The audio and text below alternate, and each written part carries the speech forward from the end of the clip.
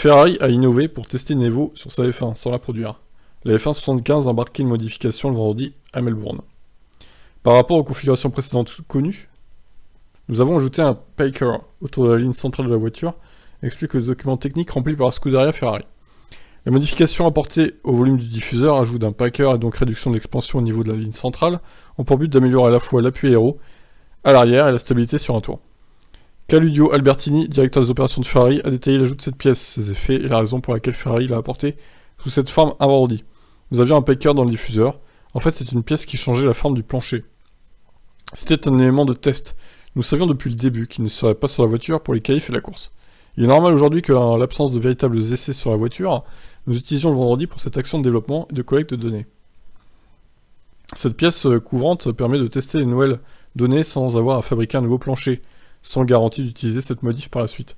Avec le plafond budgétaire, les équipes ne peuvent pas se permettre de produire des pièces pour rien, surtout quand il s'agit de parties aussi importantes. Ah, dis donc, c'est bien ce qu'ils ont fait. C'est lié évidemment à l'aérodynamique de la voiture. Ça vise à mieux comprendre l'écoulement de l'air sous le plancher et la partie inférieure de la voiture.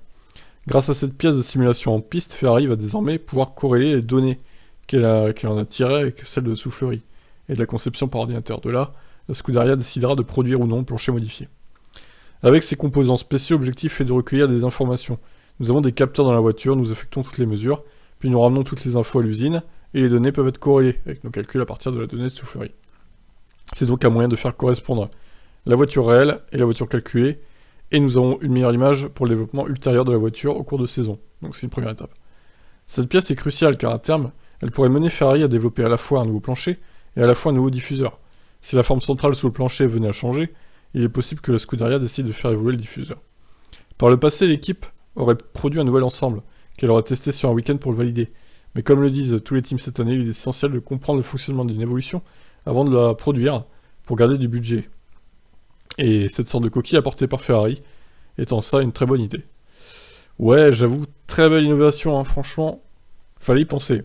Bah, je vous dis qu'ils sont archi favoris, hein, Ferrari, pour le titre cette année. S'ils perdent le titre, franchement, ça sera grave, je dirais même. Binotto pourrait se faire virer. Bon allez, je vous laisse dire ciao.